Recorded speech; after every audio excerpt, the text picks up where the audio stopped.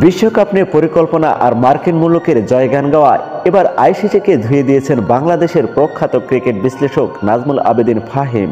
New York স্টেডিয়ামে wicket batting করাকে ব্যাটারদের জন্য মানসিক টর্চার বলে অভিহিত করছেন তিনি। একই সাথে ধারাভাষ্যকার ও ক্রিকেট বিশ্লেষকদের ধুয়ে দিয়েছেন তাদের নীরবতার কারণে। যুক্তরাষ্ট্রকে বিশ্বকাপ আয়োজনের দায়িত্ব দেওয়ার পর আইসিসি নিউ ইয়র্কের নাসাউ কাউন্টি স্টেডিয়ামকে আন্তর্জাতিক ভেন্যুর মর্যাদা দিয়ে বসে, অথচ তখনও এই মাঠের অস্তিত্ব ছিল না। বিশ্বকাপের মাত্র 6 মাস আগে কাজ শুরু করে তৈরি করা হয়েছে স্টেডিয়ামটি, তবে মোটেও বজায় থাকেনি গুণগত মান। উইকেট ব্যাটারদের জন্য যেন নরক বানিয়ে ফেলেছে। আউটফিল্ডে বল পড়লেই আটকে যাচ্ছে, নিচে থাকা বালুর আস্তরণের কারণে মাঠ হয়ে আছে নরম।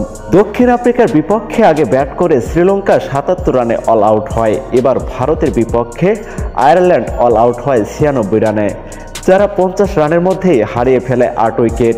বিশ্বকাপের মতো ইভেন্টে এমন উইকেট দেখে ক্ষোভে ভুগছেন নাজমুল আবেদীন ফাহিম। ফেসবুকে তিনি লিখেছেন, এমন পিচে খেলার কোনো মানেই হয় না। প্রথমে ব্যাট করা দলের প্রতি এটা নিদারুণ অবিচার। এমন পিচে খেলার জন্য কোনো ব্যাটারই মানসিকভাবে প্রস্তুত নয়। এটা মেন্টাল টর্চার ছাড়া আর কিছু না। অপ্রত্যাশিত দ্বিধায় পড়া এসব ক্ষেত্রে টসই হয়ে ওঠে নিয়ামক।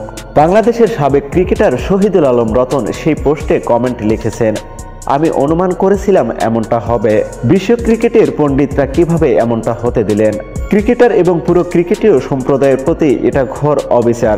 যুক্তরাষ্ট্রকে বিশ্বকাপ আয়োজনের দায়িত্ব দেওয়ার কঠোর সমালোচনা করে তিনি লিখেছেন, ভবিষ্যতে যুক্তরাষ্ট্র টাকার ক্ষমতা কাজে লাগিয়ে ক্রিকেটে বড় শক্তি ও প্রভাবশালী প্রশাসক হয়ে উঠবে।